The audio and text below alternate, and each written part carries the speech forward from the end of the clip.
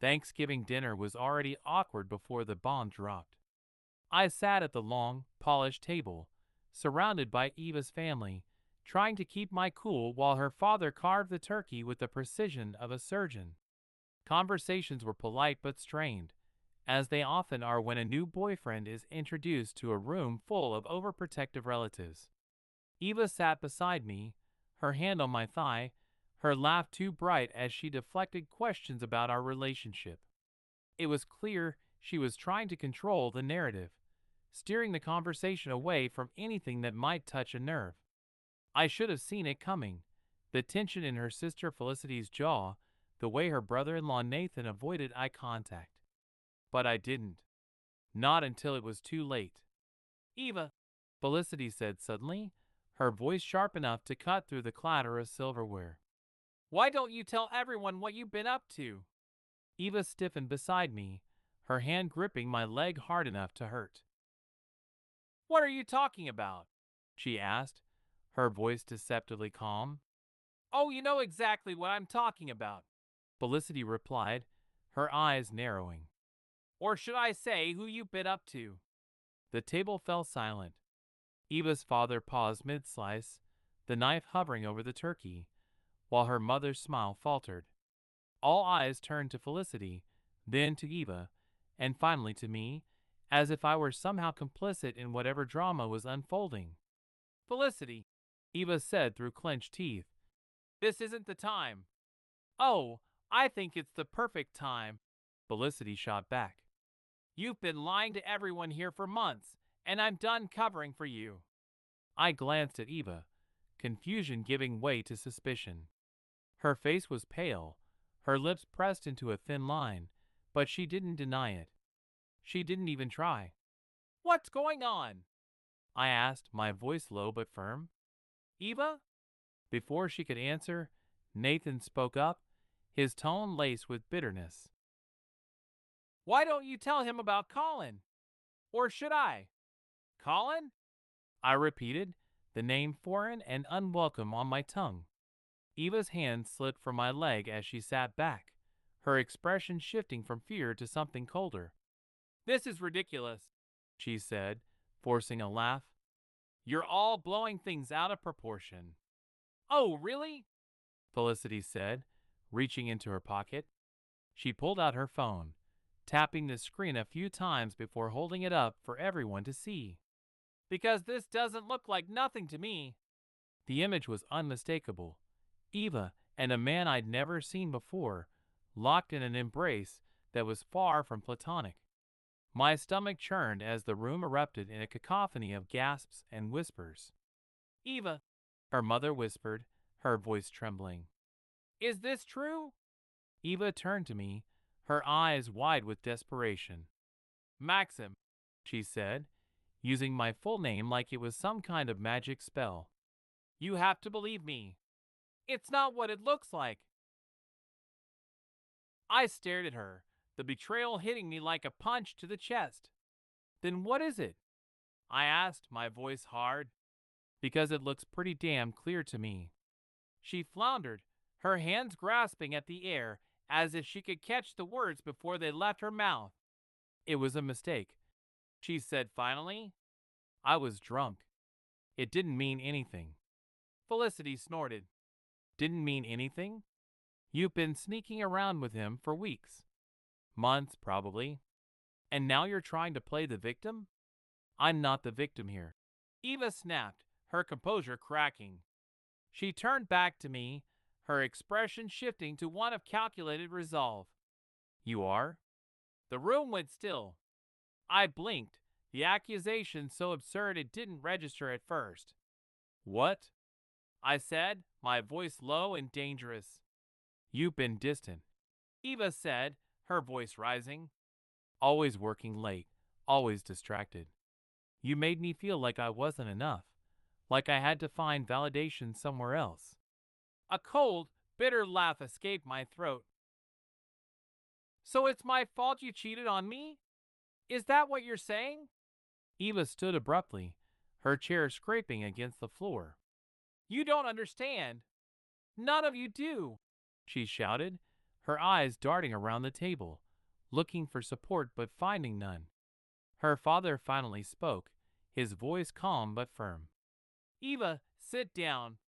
She hesitated, her face crumbling under the weight of the moment, before collapsing back into her chair.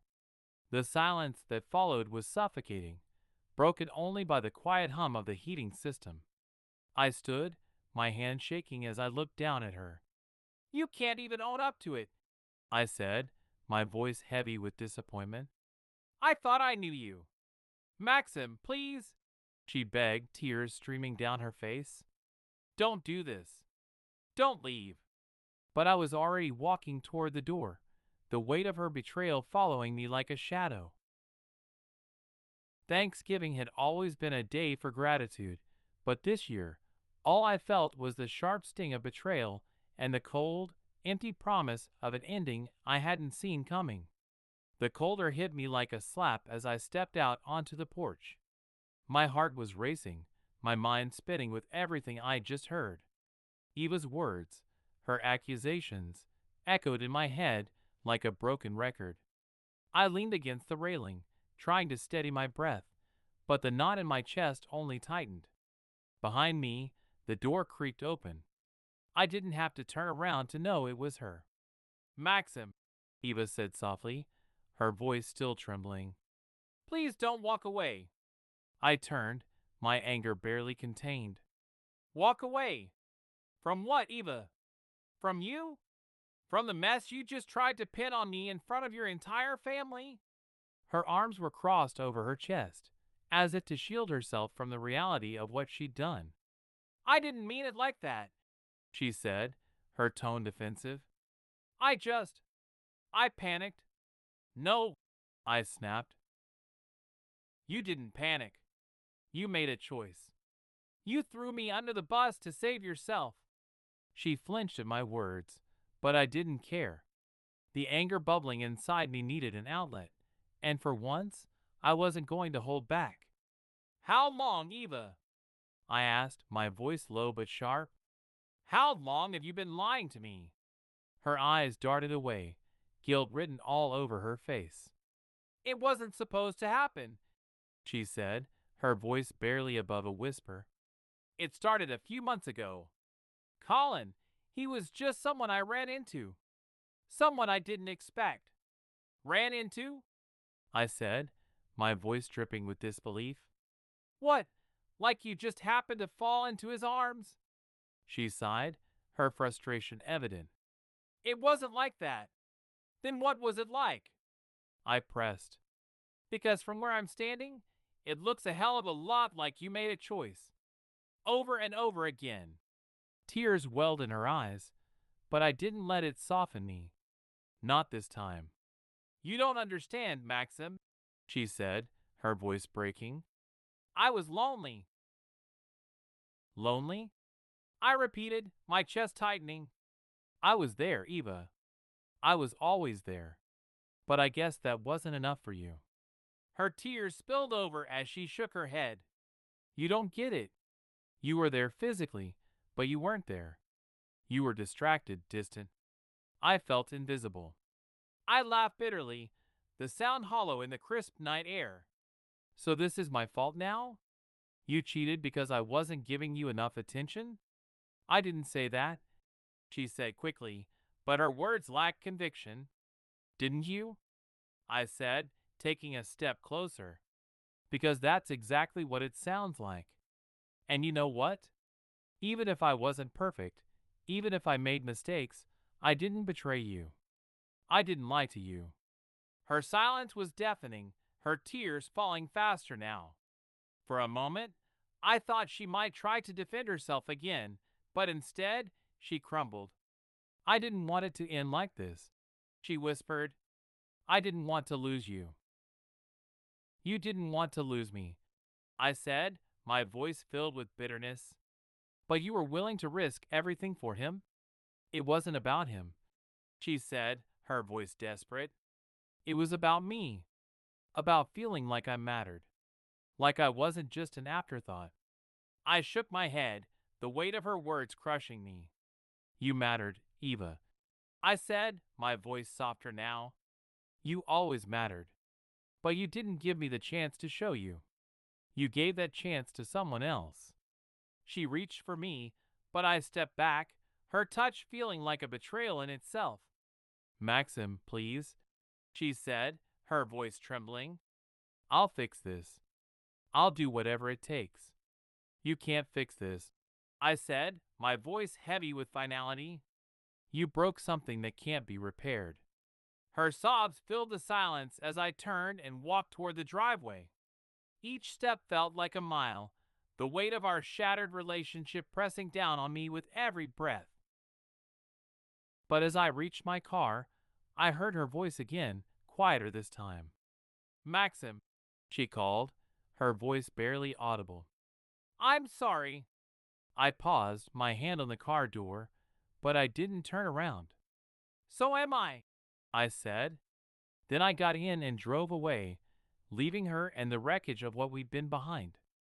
The drive home was suffocating, the silence in the car broken only by the occasional sound of my own shaky breath. My hands gripped the steering wheel so tightly my knuckles turned white, the weight of Eva's betrayal pressing down on me like a physical force. I replayed every moment of the evening, every word she'd said, every look she'd given. None of it made sense, and yet it all made perfect sense. When I finally pulled into my apartment parking lot, I sat there for a moment, staring at the dashboard. Part of me wanted to go back and demand more answers. Another part just wanted to forget any of it had ever happened. But I knew neither option would change the reality of what she'd done. As I unlocked the door to my apartment, my phone buzzed in my pocket. I pulled it out, half expecting another desperate message from Eva, but it wasn't her. It was Felicity. I'm sorry for what happened tonight. You didn't deserve that. If you want to talk, call me. I stared at the message, unsure of how to respond. Felicity had been the one to expose Eva, but she'd also known about the affair long before tonight. She'd let it fester, let me walk into that dinner blind, only to pull the rug out from under both of us. Still, I couldn't shake the feeling that she'd done it for a reason, that there was more to this story than even Eva had let on. Against my better judgment, I called her. Maxim. She answered on the first ring, her voice soft. I wasn't sure if you'd respond. Why did you do it? I asked, cutting straight to the point. Why tonight? Why expose her in front of everyone? There was a pause on the other end of the line, followed by a heavy sigh. Because she wasn't going to stop, Felicity said. She's been playing this game for months, and no matter how many times I told her to come clean, she wouldn't listen. I couldn't let her keep dragging you along like that. Dragging me along, I repeated, bitterness creeping into my voice. You make it sound like I was just collateral damage. Because you were, Felicity said bluntly. Eva has a way of pulling people into her orbit, making them believe she's something she's not. I've seen her do it before. I frowned, the knot in my stomach tightening. What do you mean, before? Another pause, longer this time. She did the same thing to Colin, Felicity admitted. He wasn't just some random guy she ran into, Maxim. He was her fiancé. The words hit me like a freight train. Fiancé? I repeated, my voice barely above a whisper.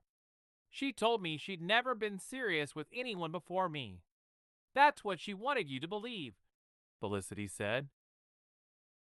But the truth is, she left him the same way she's trying to leave you, by twisting the narrative, making herself the victim. It's a pattern, Maxim. One she's never broken. I sank onto the couch, my head in my hands. Why didn't you tell me sooner? I asked, my voice cracking. Why let me walk into that dinner blind? Because I thought she'd do the right thing on her own, Felicity said, her tone laced with regret. I thought maybe, just maybe, she'd grown up. But tonight proved otherwise. My mind raced, piecing together the fragments of Eva's lies. The way she deflected questions about her past, the carefully curated stories that had seemed so plausible at the time. It all made sense now, in the worst possible way. "What do I do now?" I asked, the vulnerability in my voice surprising even me. "You walk away," Felicity said firmly, "and you don't look back. Eva will try to reel you in again to make you believe she's sorry, that she'll change. But she won't, Maxim. She never does." The conviction in her voice left no room for doubt, but it didn't make the decision any easier. I thanked her for telling me the truth, then ended the call, my thoughts a chaotic mess. It wasn't until hours later, when I was lying in bed staring at the ceiling, that Eva finally texted me. "I love you. Please let me explain." I stared at the message, my heart heavy with the weight of everything we'd been through. But Felicity's words echoed in my mind, a stark reminder of the cycle I'd unwittingly become a part of. I deleted the message without responding. Then, for the first time all night, I allowed myself to let go. Of her. Of us. Of the illusion she'd so carefully constructed. And as I closed my eyes, I felt a strange sense of relief, knowing I had finally broken free.